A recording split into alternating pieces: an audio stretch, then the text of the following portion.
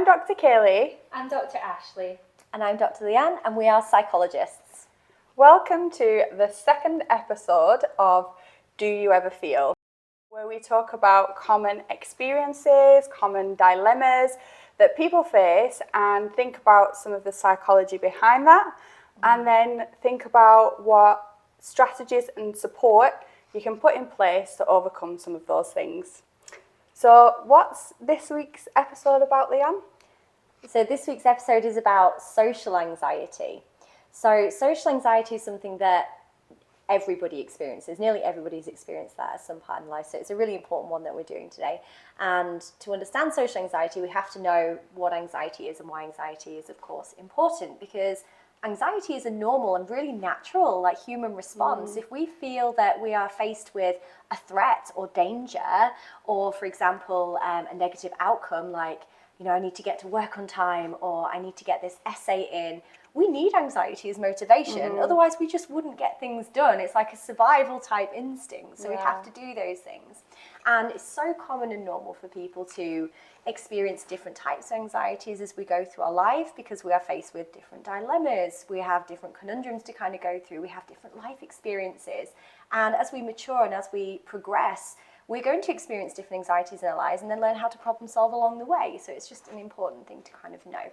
And social anxiety in particular is a very specific type of anxiety where you feel fear in social situations, and that may cause you to maybe avoid those social situations. You might feel that you're becoming sweaty, or maybe your bodily responses, like the physiological responses are you're trembling and things like that. In social situations, you might be over-analysing social interactions as well. So maybe being embarrassed or feel like you're going to be humiliated. And that's, lots of different examples of how social anxiety may manifest itself. But what's really important to know is that this is a transitory state. And for the majority of people, anxiety is a feeling that comes, it goes, and it doesn't really impact massively on things like our work, our social life, and our relationships. Is social anxiety common then, would you say? Absolutely. I think you'd be hard pressed to try and find somebody out there who hasn't felt some kind of social anxiety at some point in their lives.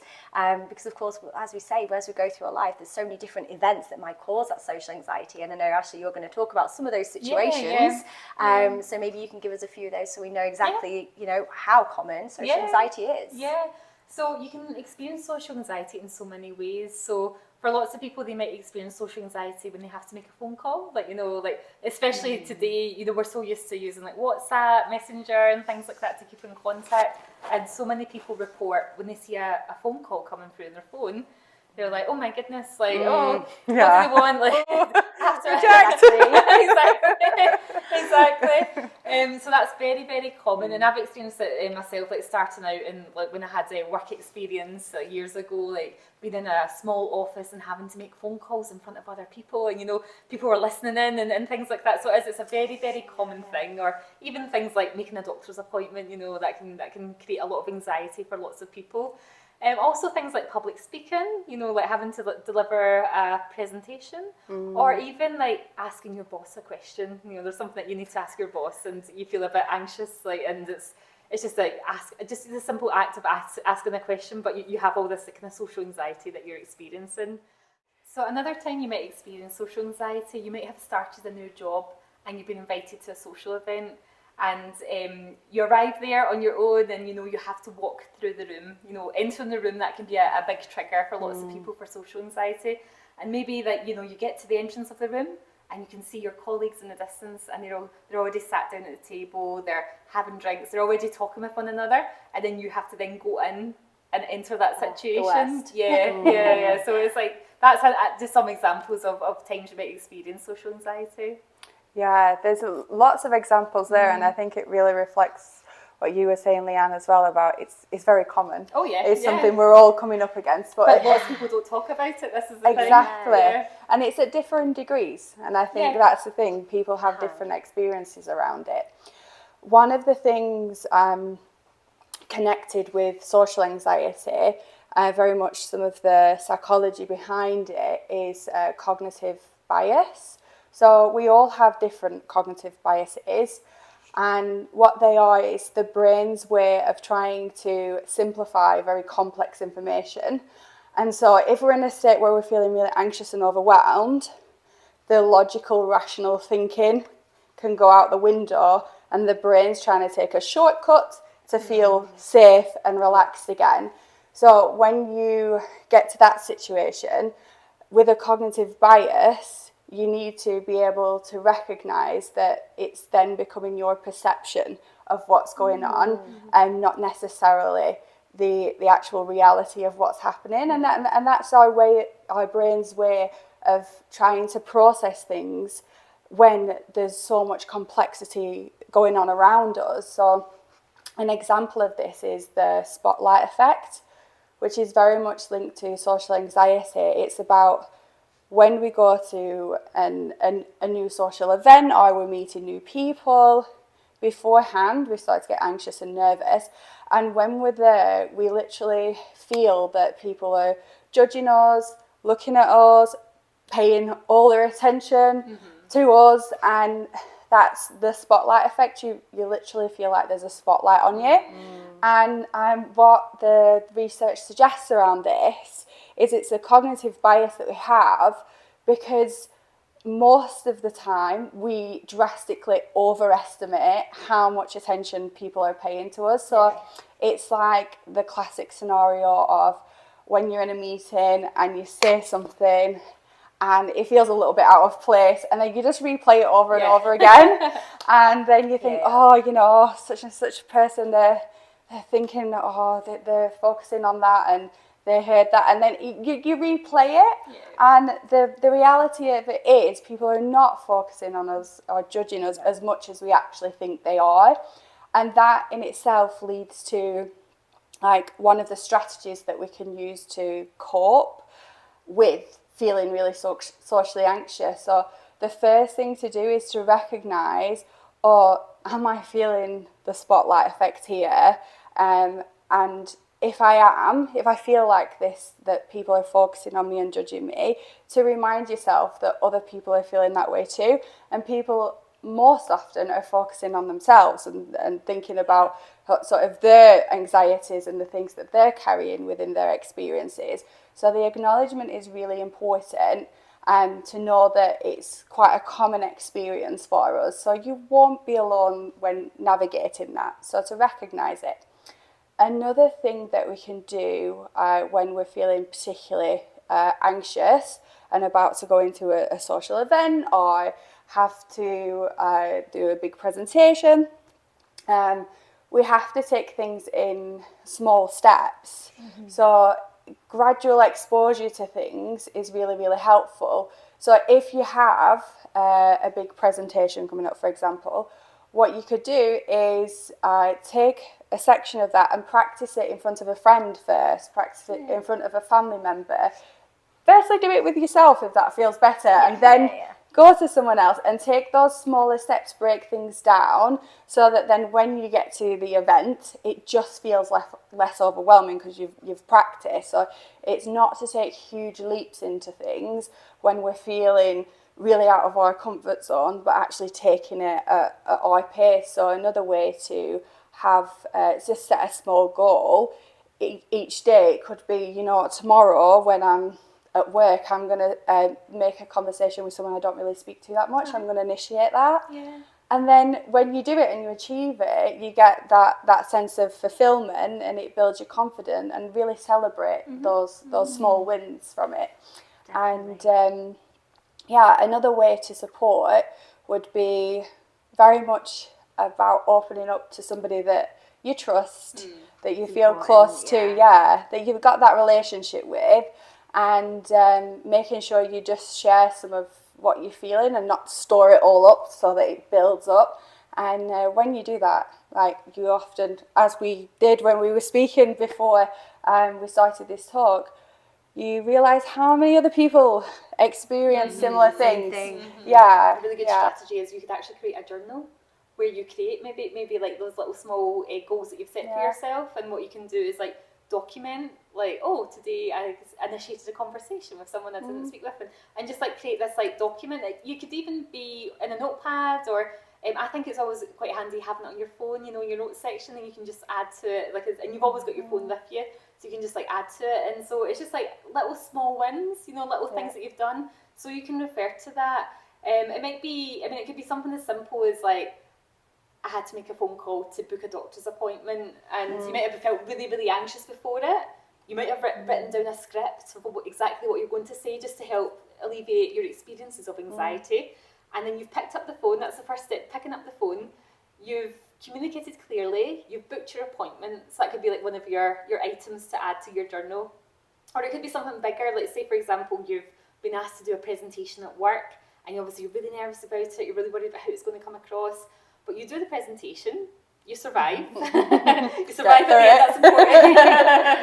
Because it's amazing the things that we tell ourselves, all these awful things that are going to happen, we predict, and like, you know, trip over on the stage, fall flat on your face, exactly. Forget what you're going to say.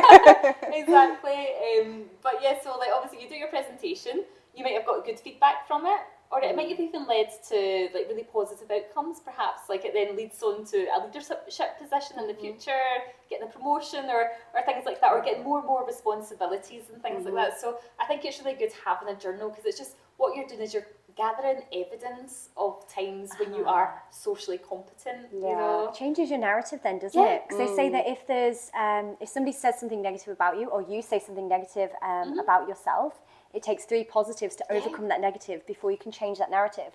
So if in your head someone said, oh, they're so socially anxious, or, you know, I feel really anxious all the time, you need that journal to go back to show proof that that is not the case. You can challenge that belief and change that narrative. So that's such a really helpful technique. And it's good as well, like say you have started a new job, you do have the work event to go to, like what you could do is you could open up your little journal and just look through and be like, well, do you know what, I handled that, I survived, I handled that, it worked out okay.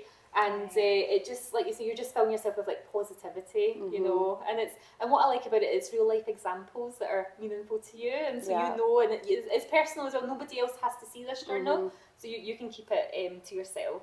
But that's a really good strategy to use. And another one as well is it's important. One thing that can really help is your posture. Just being mindful of your posture. That's me now. Yeah. We're all thinking, am I looking confident? Actually, myself, as I was about to speak of it, I was like, oh, right, okay. But posture it's so important. Obviously, it's the message that you send out to other people and things like that. So if you've got open body language, it projects an image that you've got confidence and things like that. You're friendly, you're approachable. And also what it actually does, when you're standing or sitting correctly, it actually sends a message to your brain, because your brain associates that stance with times that you have felt confident and you felt calm and relaxed and things like that. Like a muscle memory. Yeah, that's it, exactly. So it tricks your brain. So it's almost like a little brain hack, you know, like trick your brain. I love a brain hack. Love it. Trick your brain into thinking that you are positive, you're confident and things like that. So that's a really good one. Also, another one that you can use is perhaps you've got a wedding coming up. And we know what weddings are like. You know, you meet up with like family members you've maybe not seen in a while, and you know what's going to happen. Like there's lots of questions about, oh, what's going on in your life? How's the job going? And that can make people feel really, really anxious. But one way what you can do is you can actually take some control over those situations. Because obviously weddings, social events and things like that, they can be anxiety provoking for people. But what you can do is you can take some ownership and control over the situation. And what you can actually do is have a think about what questions you might ask other people. And what that does is it shifts the focus away from you onto the other person, you know? And then instead of worrying about, oh, what am I going to say, how am I going to respond, what you can do is you're almost like taking control of the situation, and you're interacting with the person, and it's a really good way to connect with other people. I would say like take a genuinely curious interest in other people.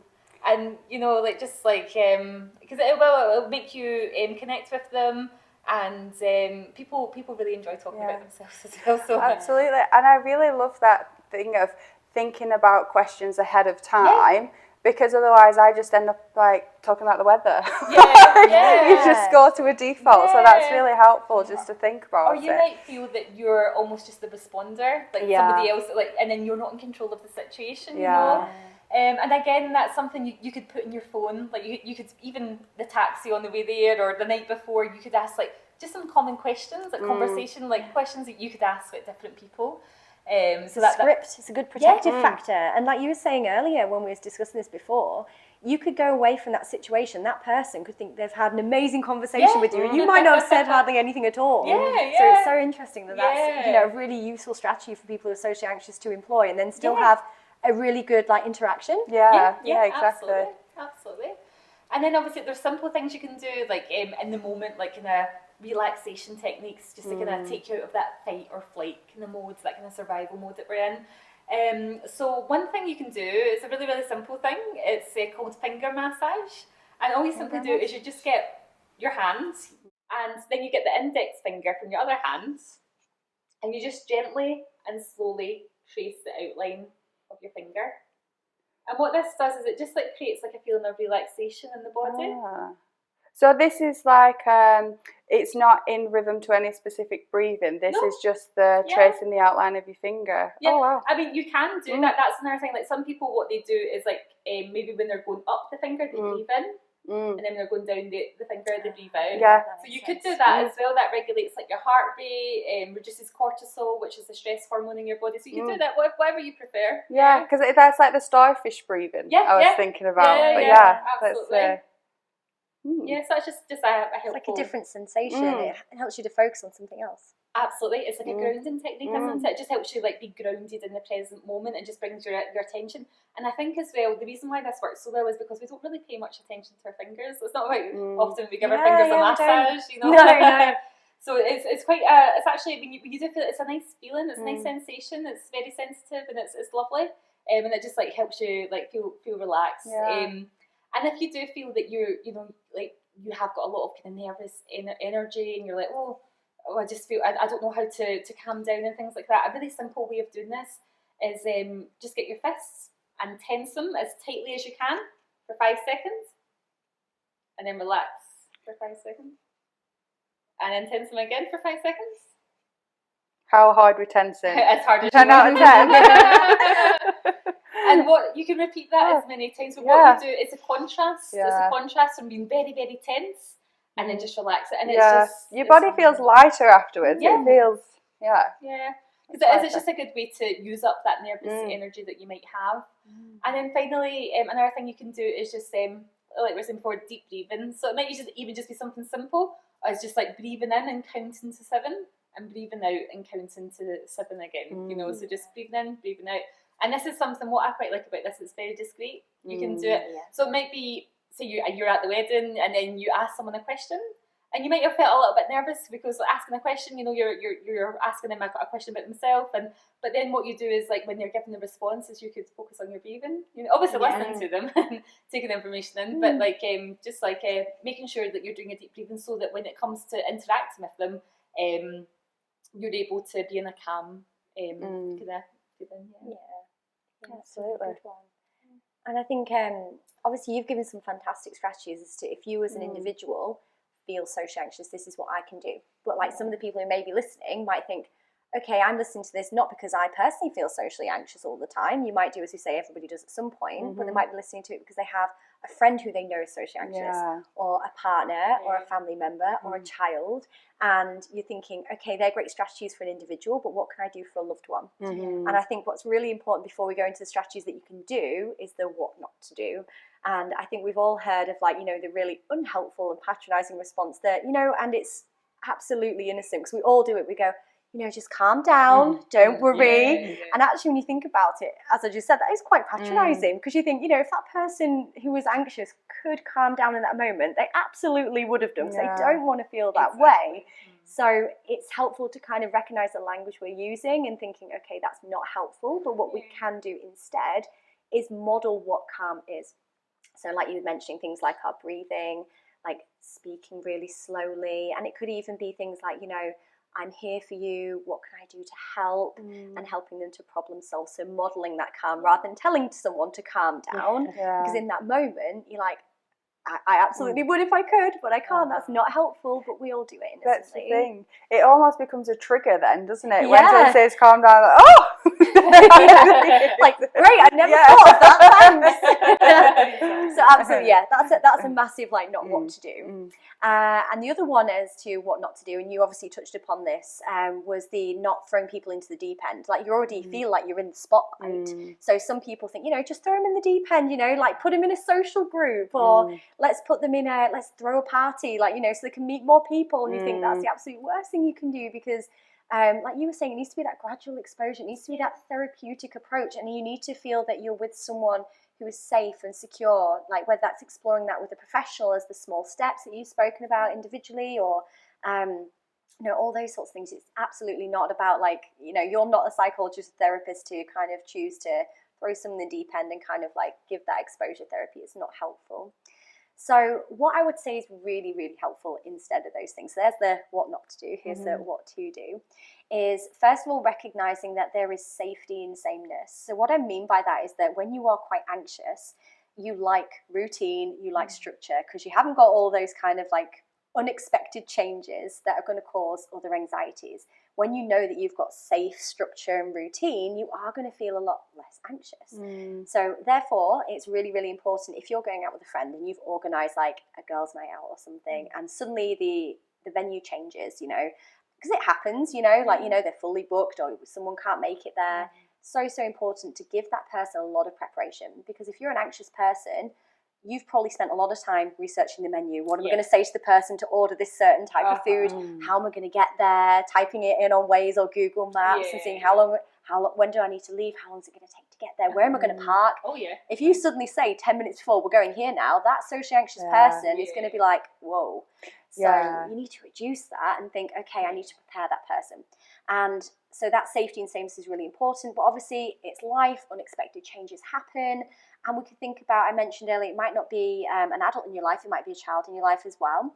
So the kids are going back to school soon, unexpected changes, thinking about, okay, is there going to be warning and preparation for, this is your new teacher, this is the new seating plan, to kind of reduce that kind of social anxiety in that way too. So that's so, so important. And the same with things like if there's like a sports day or a non-uniform day, because all those things cause social anxiety, because you think, it might be, there's situations where you might feel judged and things like that as well. So that's so important. And when you recognize that a person in your life does feel social anxious, and to kind of pick that out, you'd be noticing characteristics like not turning up for social events, or avoiding social events altogether, not responding to messages, leaving early, or like everyone's got that, what we would wrongly perceive as like a flaky friend who's just like, oh, I've got something on, or is leaving early, I've got an excuse all the time. Actually, what you might have there is a friend who has social anxiety. So recognize those signs. It's not personal. They're not trying to like avoid you. They're not being flaky. They genuinely probably do want to spend time with you. But recognizing that if they're not coming out, you still need to invite those people out, because otherwise they become socially isolated. So they probably do want to be there. And again, we all kind of fall foul to this, that if a person stops coming out, you stop inviting them, when actually that's the opposite we should do. We should be inviting them out, knowing, even if they haven't come out for a month, knowing that, that person is still being held in mind. That's so, so important. And we can do that in a variety of different ways. But I think a way in which is like less direct is obviously through social media, messaging them on WhatsApp, Instagram, whatever is like their preferred method of communication. And it's so, so important to say to them, I missed you today. I can't wait to see you again. Or I noticed that you seemed a little bit off today. Is there anything I can do to help? Or if they don't respond for a few days, you get that anxiety of thinking, oh, somebody, I messaged them like 2 days ago, they haven't messaged back. Just say, you never have to give me an excuse. You don't have to explain yourself. Message when you feel comfortable. I'm always going to be here for you. I'm happy to make you feel safe and accommodate for what you need. Even if it's something like, if they don't like going out, can I come over to your house? We don't have to talk. We can just order pizza and eat snacks and like watch some like cheesy Netflix or something.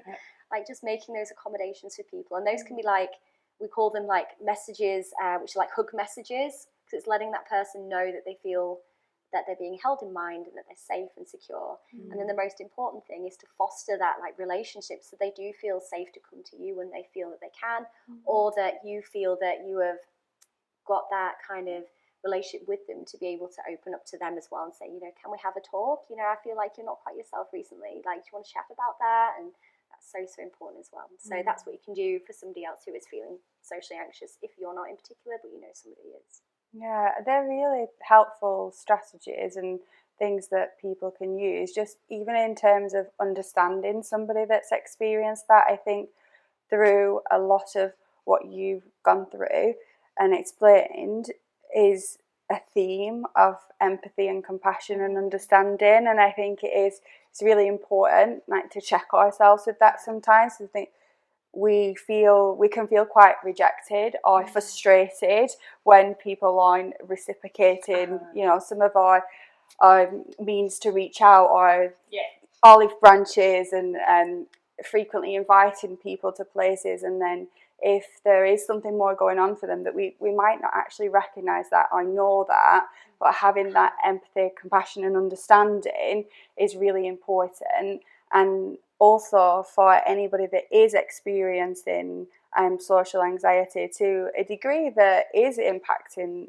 their lives, the self-compassion for themselves is incredibly important, and it's something that takes time, and it's sort of that gradual small steps along the way, and to know that there will be setbacks, there will be times when it feels really difficult and overwhelming.